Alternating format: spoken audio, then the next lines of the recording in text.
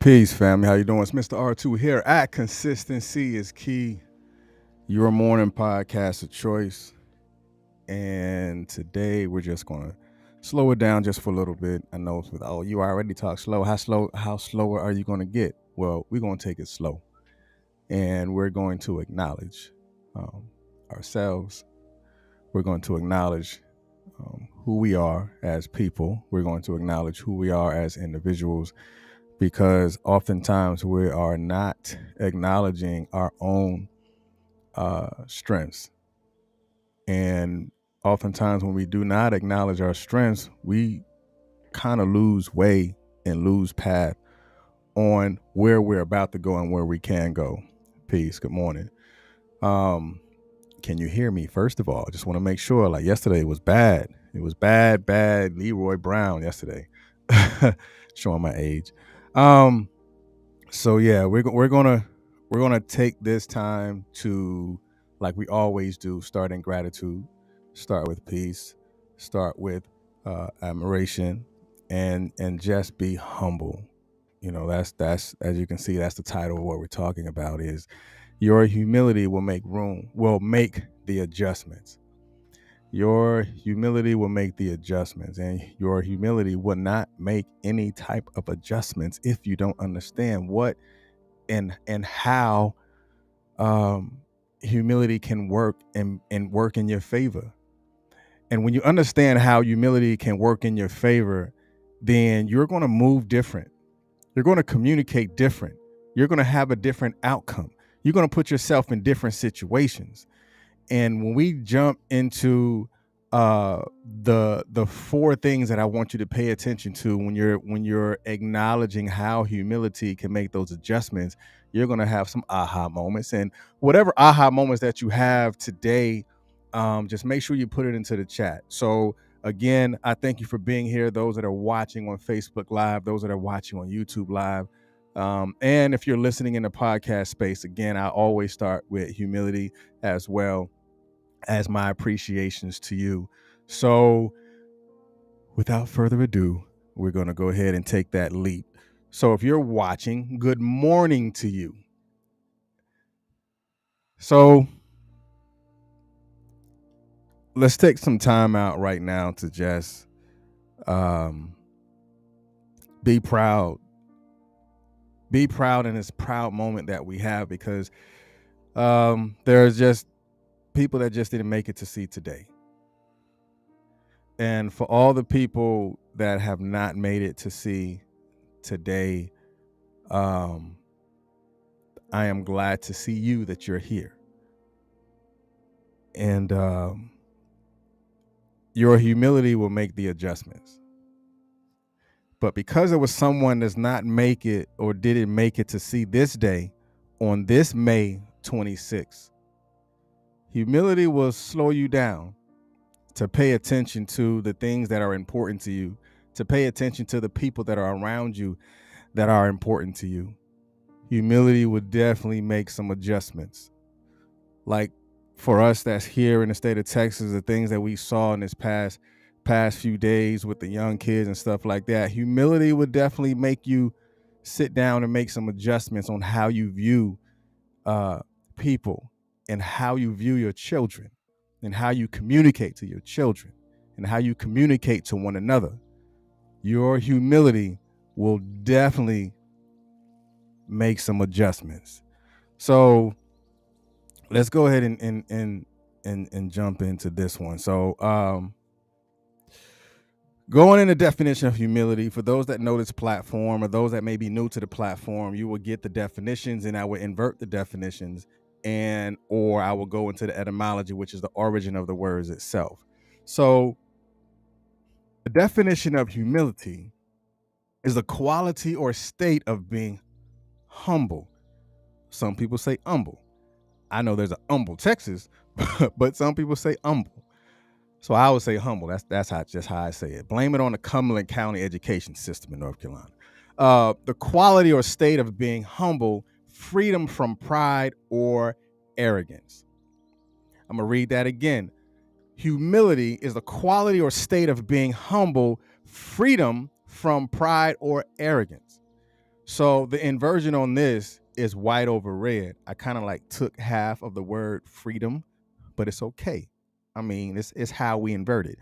So the inversion is white over red, which is a state of being free from pride. Pride will have you looking real crazy, right? Pride will have you running around thinking you something when you really not, because you've built that mask of pride to where you feel that you're bigger, better, and greater, but that humility will knock you on your face. It will put you in that space, because again, the quality or state of being humble, freedom from pride or arrogance. The inversion is the state of being free from pride. And let's go into the etymology of it, which is the origin of it, which I think I kind of touched up on this before, previous episode. I think we're on like episode 137 right now. So humilus, which is lowly and humble, literally on the ground, from humus in earth.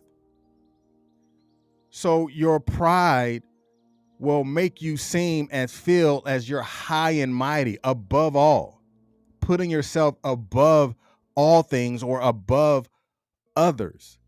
But humility will bring you back down to earth.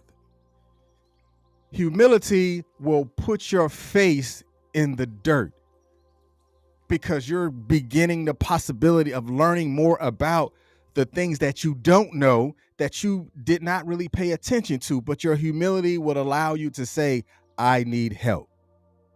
Your humility will allow you to say, I'm going to leave that alone because I got to get back into it. So I'm just going to talk with etymology. We're going to go into the deep dive. The etymology of humility is humilus, lowly and humble, literally on the ground, from humus, which is earth. So now let's begin to deep dive into what we're going to be talking about, because humility is a character strength. It really is. And because humility is a character strength, sometimes it is underrated. It's an underrated quality that isn't touched upon often, because some people look at humility as a weakness. They look at humility as a weakness, and they feel that humility is not something that they do.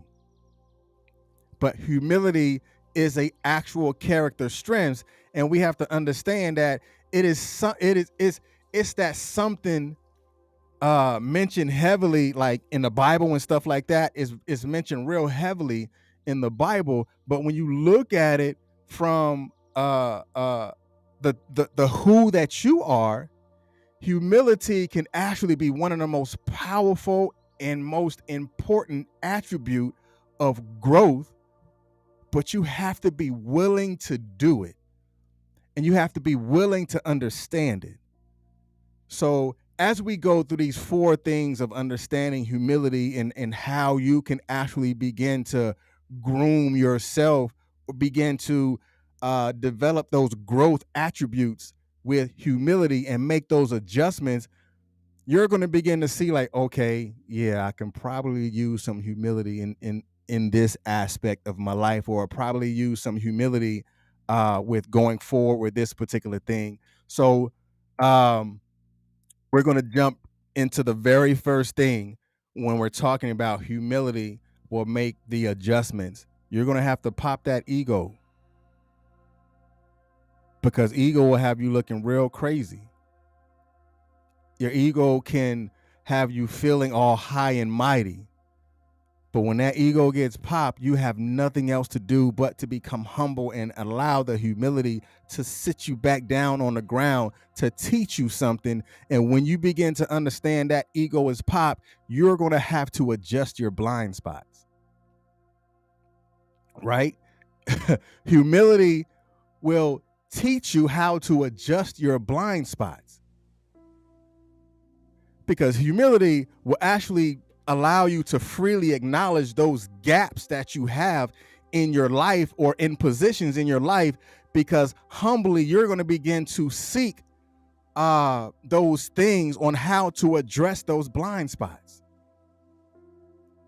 You don't know everything. You didn't see everything. Stop trying to me too everything. Oh, I did that too. You sabotage the entire conversation because you strive to make the story about you. You strive to make the lesson about you. Sometimes one of the largest things that you can show when you're exercising your humility is to actually listen.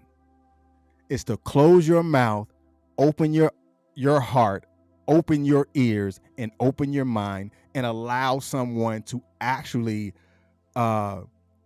speak instead of you actually trying to address it. Some things that is in the conversation is probably best learned when you actually sit down and open your ears and to learn.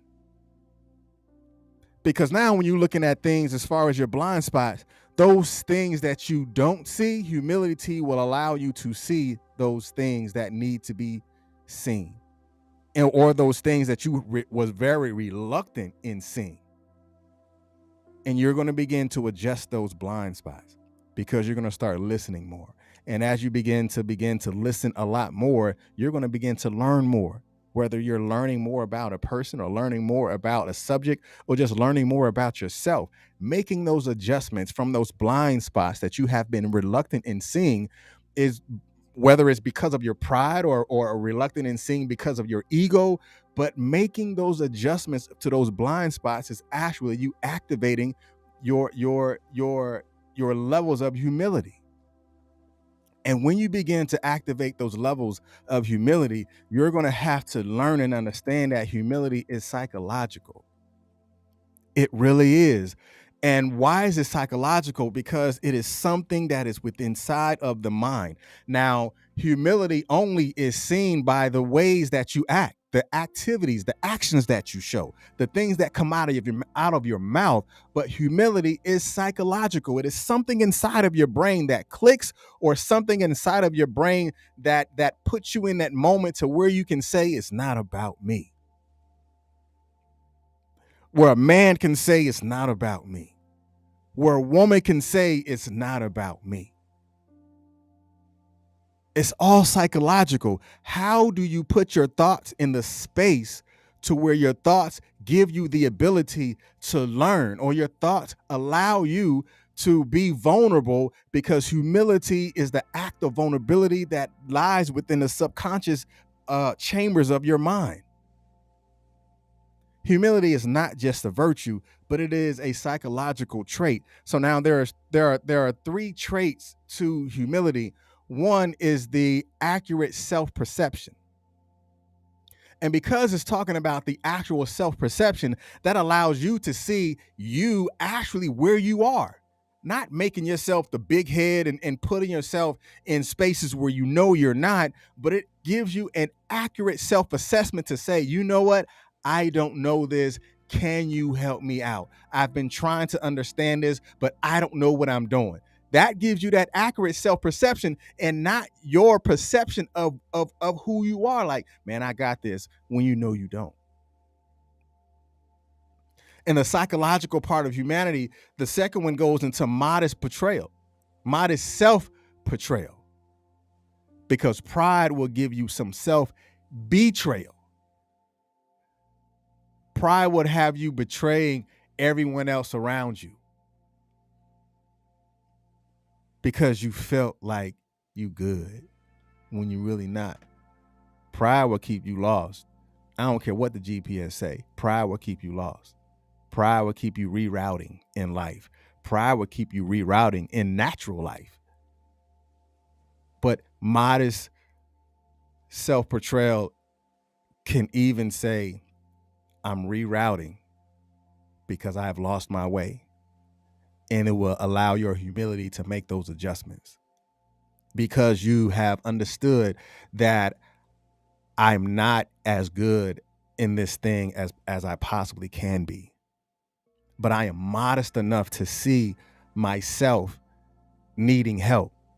And the last thing is others oriented rational stance, meaning I don't have time to fight with you. I know I'm not good at this. I know I'm not good at this. So because you're better than me at this, then can you please help me out? That's orienting, being oriented off of what others' character, what others' strengths are.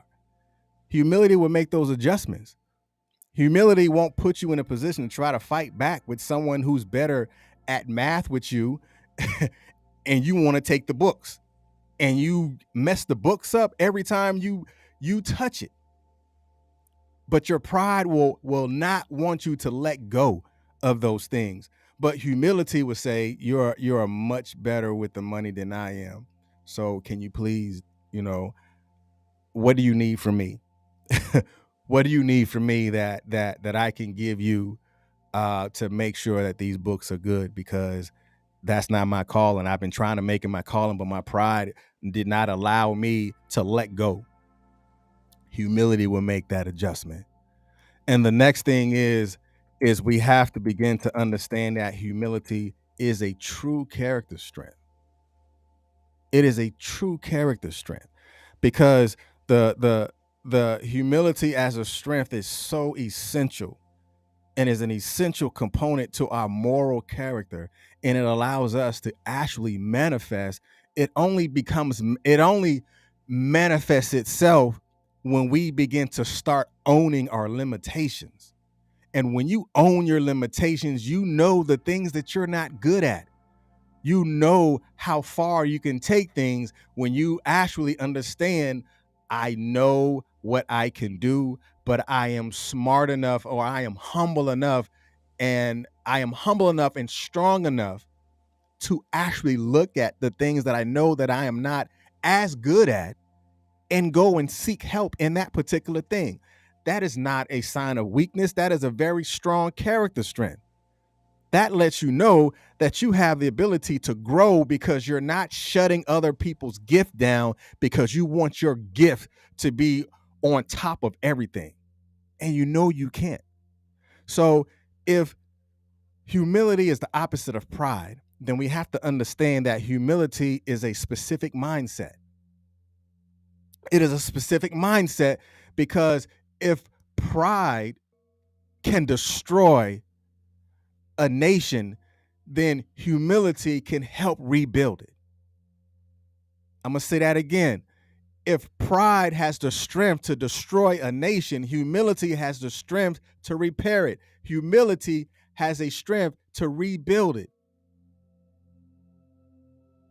If pride can destroy your home, humility can help aid and assist in the repairing of the home. If pride can destroy your relationship, then humility can be specific enough to begin the process of repairing the relationship.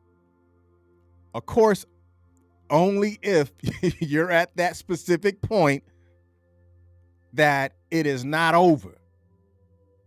Humility can help guide it in a direction to where it can be repaired. Now, we know there's some relationships that's unrepairable, not repairable at all. But humility can then help with even freeing of the mind. It can put you in a point and in a position to say, you know what? Although this relationship is not repairable, I am humble enough to say that I know I probably could have done something different. I know I probably should have said something different, but I'm honest enough to know that it's time to go. That's still humility. It is a specific mindset. It is not you trying to tear everybody down because you want to be on top, because you want your pride and you want your ego to be the first thing people see. Humility will allow you to be even comfortable with having the second word instead of the last word. That's how humility is psychological. It is, what is your thought process, and how is it processing your thoughts when it's time for you to think about someone else and not about you? That is a strong character strength. Very strong character strength. And the last thing that I want you to learn and to understand that you have to develop a humble mindset. Now, there are some times where you may feel you want to get crunk and you want to do some things. I got it. I get it. But when you develop that humble mindset, that allows you to think on things a lot more instead of react on things and get chastised by the pride and the ego that puts you in a position to where you are at a loss.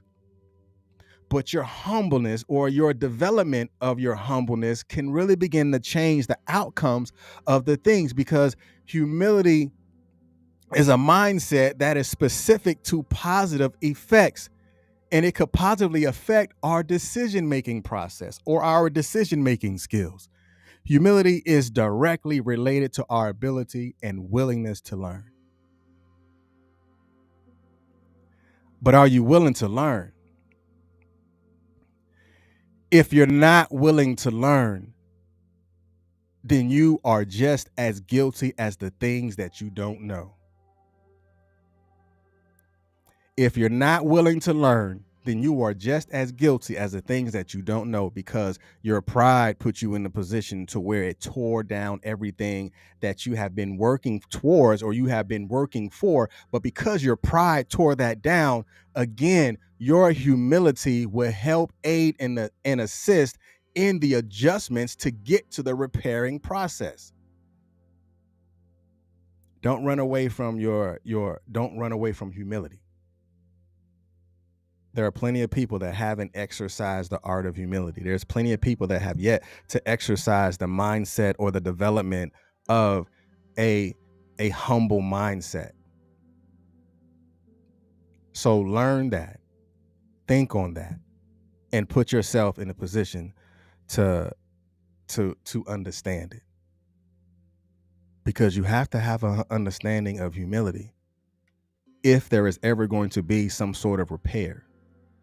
And through the repair of humility, the humility or the humbleness that you have can actually begin to make those adjustments.